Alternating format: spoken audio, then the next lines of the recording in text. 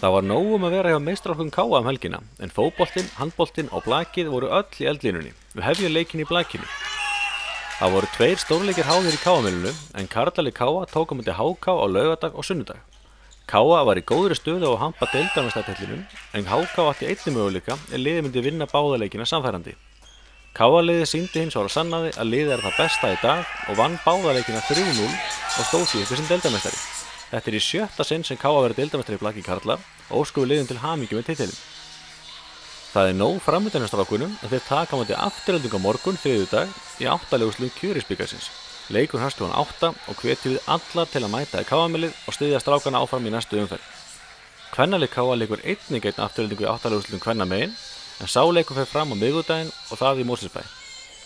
Keppni í Lengjubikardómi kom á flug í fótboltanum og vann KA 2-1 sigur á ÍR á laugardaginn þegar liðið mættist í Boganum. Hallgrímur Mar og Hrannar Björn Steingrímssyni skoruðu mörk KA en Aron Skúli Brynjarsson minnkaði muninn fyrir gestina í uppbótartíma. KA hefur því unnið báða leiki sína í mótum til þessa en næsti leikur verður á laugardaginn gegn KR og fer fram í Egilshöll. Leikurinn verður sýndur beint á Stöð 2 Sport.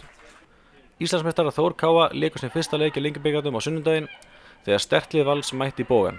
Var að ræða hörkuleik en það voru gestirnir sem fóru með sigur á endanum 1-0 og var það Ásdís Karin Halldórsdóttir sem gerði markið á 61. mínútu. Við ljúkum yfirferðinni svo í handboltanum þar sem karlalið KA vann öruggan 27-21 sigur á Þrótti í KA-milinu á föstudaginn.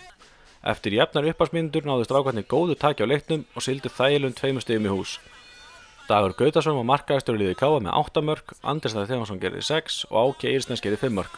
KA situr í öðru sæti grillsæti 6-deildarinnar og er á góðri leið með að tryggjast heimildarrétt í umspili laus sæti í efstu deild að ári. Kvennalið KA Þórs hélt áfram sigurgöngu sinni þegar liðið lagði Aftureldingu að velli í Mosfellsbæ 21-24. Stelpurnar leiddu leikinn frá upphafi og áttu sigurins fyllilega skilinn. Hulda Bryndís Tryggvadóttir var markahæst með 7 mörk og þær Aldís Ásta Heimisdóttir og Ásdís Guðmundsdóttir gerðu 5 mörk.